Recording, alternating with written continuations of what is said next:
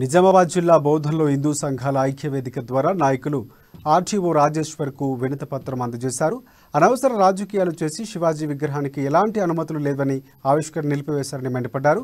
శాంతి committee సమావేశం నిర్వహించి తొందరలోనే విగ్రహావిష్కరణ చేపడతామని చెప్పి 9 నెలలు గడుస్తున్నా ఇప్పటికీ విగ్రహావిష్కరణ చేయలేదని ఫైర్ అయ్యారు.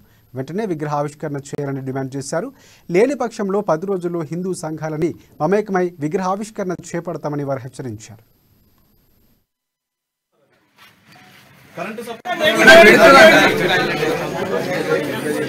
ఆవిష్కరించాలి శివాజీ విగ్రహం.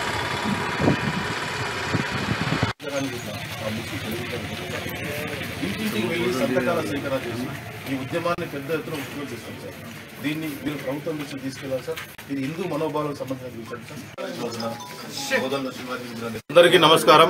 ఏదైతే గత సంవత్సరం ఫిబ్రవరి నెలలో మున్సిపల్ తీర్మానం ప్రకారం బోధన్లో విగ్రహాల ఏర్పాటు విషయంలో ఛత్రపతి శివాజీ విగ్రహాన్ని కూడా ఏర్పాటు చేయాలని చెప్పేసి మున్సిపల్ తీర్మానం చేయడం జరిగింది. దానిలో మెజారిటీ వర్గం కూడా విగ్రహానికి అందరు సంతకాలు చేయడం జరిగింది. అట్టి పరిస్థితుల్లో మార్చి గత సంవత్సరం 20వ తారీఖు రోజున బోధన్లోని అంబేద్కర్ చౌరస్తాలో శివాజీ విగ్రహం ఏర్పాటు చేయాలని చెప్పేసి ఒక ప్రయత్నం చేయడం జరిగింది. దానిలో భాగంగా ఆ రోజు మైనార్టీ వర్గానికి సంబంధించిన వ్యక్తులు అక్కడికి వచ్చి శివాజీ విగ్రహాన్ని తొలగించాలని చెప్పేసి ఒక రచ్చ చేయడం జరిగింది. హిందువుల మనోభావాలు దెబ్బతీసే విధంగా ఒక వర్గం ప్రోత్సహిస్తున్నప్పుడు ఆ రోజు జరిగిన సంఘటన ఏదైతే అమాయకుల పేరు మీద కేసులు బనాయించి